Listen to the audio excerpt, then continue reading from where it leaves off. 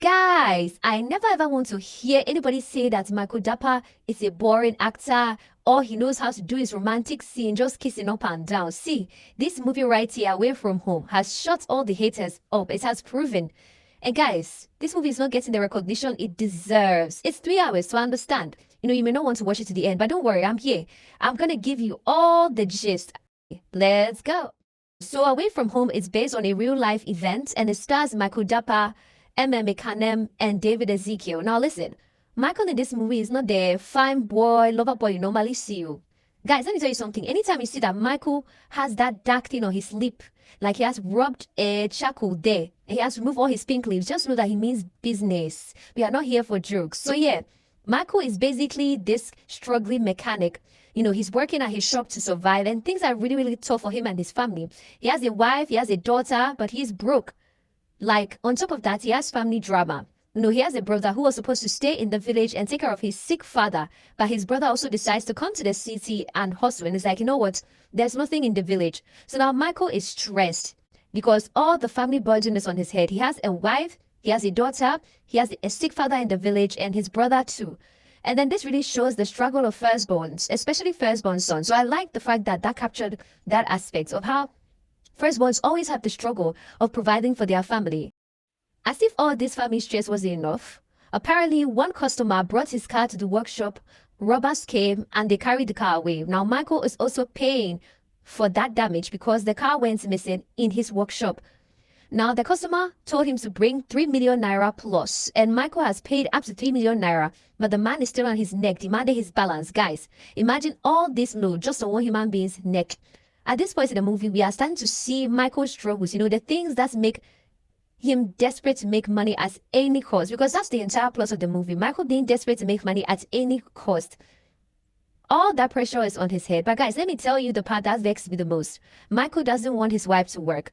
The woman has a degree in teaching, right? She's even like, babe, let me go and do this teaching job. And Michael is like, no, I am the man. I must take care of you, blah, blah, blah. And listen, I don't have an issue with that kind of arrangement. See, if you're a man, and your man says, don't worry, I'll provide anything you need, babe. Anything you need, I'll provide. And you actually have the money. That one makes sense. That one is even sweet, safe. But you can't be broke and drowning in poverty and still be shouting at the man, I'll work, I'll provide. Provide what? Provide Guinea? I don't know. So that one kind of irritated me. And another problem existed.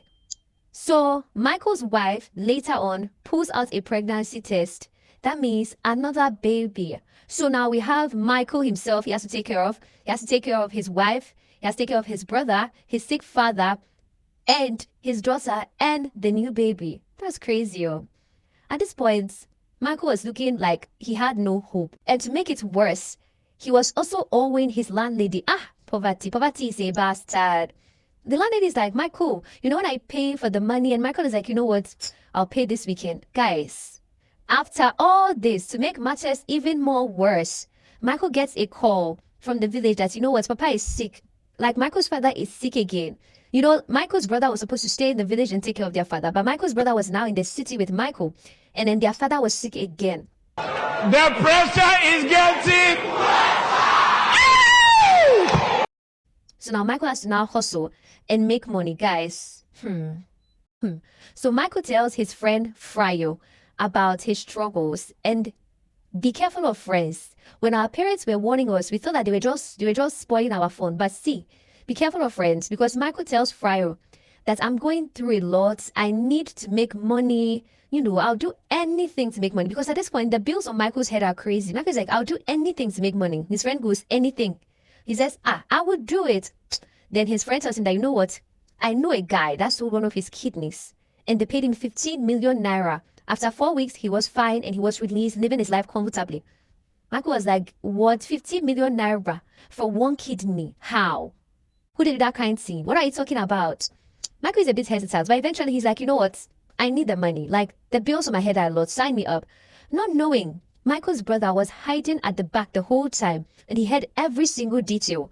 So the way the thing was supposed to work was that Fryo would link Michael to the Connect, and they'll give him a meetup spot. So when he reached the meetup spot, he would say the code word, helping hands. That was the code word he would say. That was the password. Not knowing his brother had already heard all this and rushed to the location and done all these things, said a code word, and then he was in. He was about to donate his kidney. Tells his wife, listen, babe, I'm going on a business trip and I'll be back in 4 weeks. And his wife, on the other hand, she's kind of happy because now this means that she'll get to actually do the teaching job and all of that. Not knowing Michael is actually going to sell his kidney or more.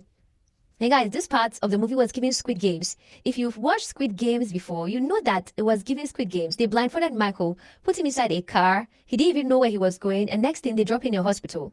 So, and on the front desk, there's this woman in a nose mask. Like, Michael doesn't see her face. And he whispers that, I'm here for the secret kidney donation. No one is like, oh yeah, you're in the right place. Relax, you're in safe hands. Even myself, I don't do it before. Nothing will happen to you. You'll be fine. You get your money. Don't worry. Michael's only concern is that, listen, when am I getting the money? And the woman is like, oh, don't worry, just sign the paperwork and then you'll get your money. Anyway, Michael signs and they take him to the dorm room where other people are donating kidneys. So they group them all together. And guess who Michael sees? His own brother. And Michael's like, what are you doing here? And his brother is like, see, I'm not going anywhere because I'm tired of living under your shadow. I also want to make my own money. I'm a man too. I also want to go back to school. Like, I'm tired of living this poor life, At this point, I was just like, hey, God, how? Look what poverty is leading brothers to do in the same illegal organ donation, competing against who can donate kidney. But at this point, it's too late. Nothing can be done because they gave them a rule that once you enter, there is no exit. So Michael goes back to the front desk and is like, listen, you're taking my phone. When am I getting the money? And they explain that, Michael, see, calm down. We'll give you the money. We'll give you the money, 1.5 million every week. So relax. Guys, what kind of math is this? But then Michael is just like, okay, at this point, he just wants his wife to get the money. So if you say that my wife is going to get the money, fine, no problem. So at this point, things are starting to look very suspicious. So now it was time for surgery and things were being a bit suspicious. And Michael is like, when are you going to send the money? Have you sent the money to my wife? And the woman is like, relax, we'll send the money. Then Michael is like, nah, no money, no organ. And the woman just shouts at him like, bro, are you stupid? Which money? There's no money. You have been scammed. So now Michael is shouting. He's shouting like Solomon. He's shouting his brother's name. Run, no. He says scam. He says scam. And then one of the guys removed his mask. And then Michael sees his friend Fryo. Jesus. So his friend was part of them all along. That means his friend was the one recruiting people to come and join this thing. And then he's trying to scream that Solomon, leave the place. And another guy takes off his mask. And it's his other friend, my God. 2 of his friends that he used to work with at the workshop. Both of them were part of this thing. Oh my God. Oh, that's how Michael's brother breaks someone's head and then they manage to escape and they manage to run out of the place. Guys, unfortunately for Michael, though, it's too late for him and then they kill him and then they take his organs and he dies. Guys, at this point, I was just sad. I was just crying because, it was so painful. Guys, all this while, he was fighting for his family, his wife, his father, his brother, his children, everybody he was fighting for. He has just left them behind. Guys, so painful. So now Michael's brother has to go to Michael's wife and tell him that, listen, this is what your husband was doing and he ended up being killed. How will you explain this one now?